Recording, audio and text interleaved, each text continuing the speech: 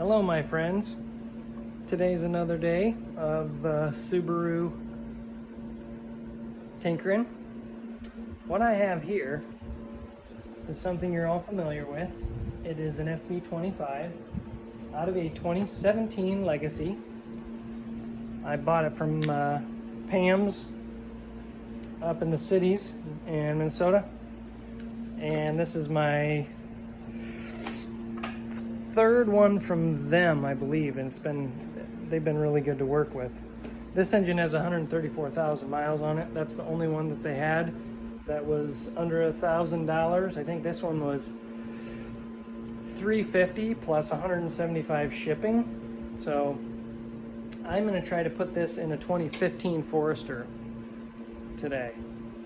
I looked the Forester over, and I think it's going to fit just the same as what we've been doing with these. So we're gonna give it a shot. He's gonna bring it over today. It's kind of his last resort. Car's got a couple 100,000 on it. It's been on a mail route, so it's been subject to some pretty savage conditions, and the engine's pretty well wore out. So he said I could keep the engine when we're done with the swap, so I might tear it down and see what the damage is, or maybe overhaul it, maybe have one on hand for the next project. But I started this morning kind of tearing things down before he brings the car, so we're ready. But right here is the intake manifold from this new Legacy engine. And I'm going to try and take these screws out of the runner valves, just like I normally do. This has to come off yet. I'm just kind of getting this down to the bare necessities, and we're going to take off these rocker covers and reseal them, but I'm going to use the rocker covers from the old engine just because of the depth of these and the boots, and we're just going to make it as close to original as possible. Also, we're going to need to replace this front cover again like usual. But I just wanted to have everything kind of ready to go. So once he gets here, we can start tear down on his,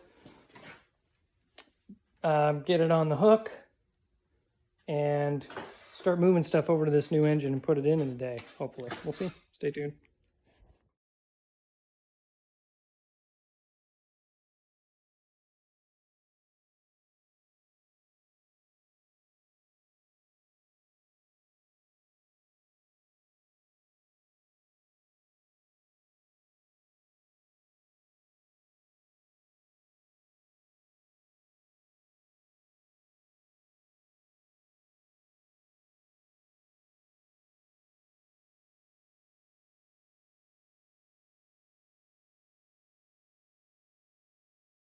Newest discovery: these valve covers off of a 2015 Forester are the same as that of a 27 Legacy. So I can put my old valve covers back on and the coils will fit.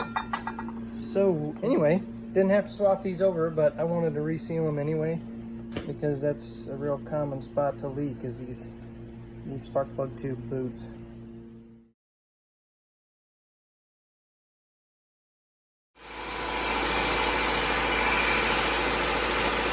2017 Legacy into a 2015 Forester. Complete. Yee doggies. Sorry, I kind of got caught up in the work and forgot to record anything.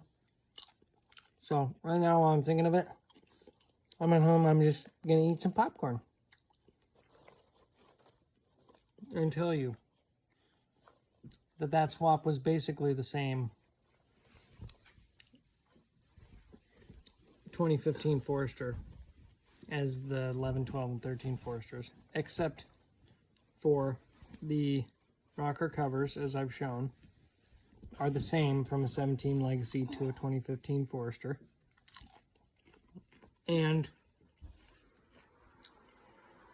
the front cover, the timing cover, could go either way, because it's the same from one to the other. Because the 2015 Forester also has electric power steering, and not hydraulic, with the hydraulic power steering pump on the passenger side. So the 15 Forester does not have that. However, that front cover needed to come off because the tone wheels, like I stated in my previous video, are different and are read differently by the cam sensors. So those had to be changed. So the cover had to come off anyway. So I went ahead and used the cover from the Forester engine on the Legacy. Also, the coolant line that comes on the Legacy engine on the passenger side toward the bottom, that I end up plugging off with a bolt or some kind of a metal plug, that is used because this 15 Forester had a CVT. And so that line actually is used, and it goes to the transmission oil cooler, which is behind the engine on the right side, the passenger side. So after I had already plugged that hole, did I discover, hey, we're going to use that. So that's something that's different. Otherwise, I think everything else was pretty much the same as my previous video. I had really good intentions of going part by part, piece by piece, and showing you every single little detail. But I just, like I said, I got caught up in the work. And Dad and I just went crazy bananas. We started getting the engine ready to go before the mailman showed up with the car. So maybe a couple hours of prep on that engine. He came at 1:30 p.m. on a Tuesday.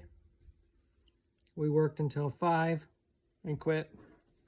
And the next morning, well, we had the engine out by 5, and then we decided to quit. The next morning, I think it was 7:30 or 8 o'clock when I started, and we swapped everything that we needed to over to the fresh engine. And I think we even braked an hour for lunch in there. But by 4 o'clock, it was running. So I think it was a record for quickness. And I took it down the road and everything's good. No leaks, no ill-sounding things. I did not do the tumble generator valve cheat, where I bolt those things off somewhere and make extension harnesses for them. Because he said, man, on the mail route, I never use the cruise control. And I don't care if that engine light's on. I said, dude, then I wouldn't even worry about it.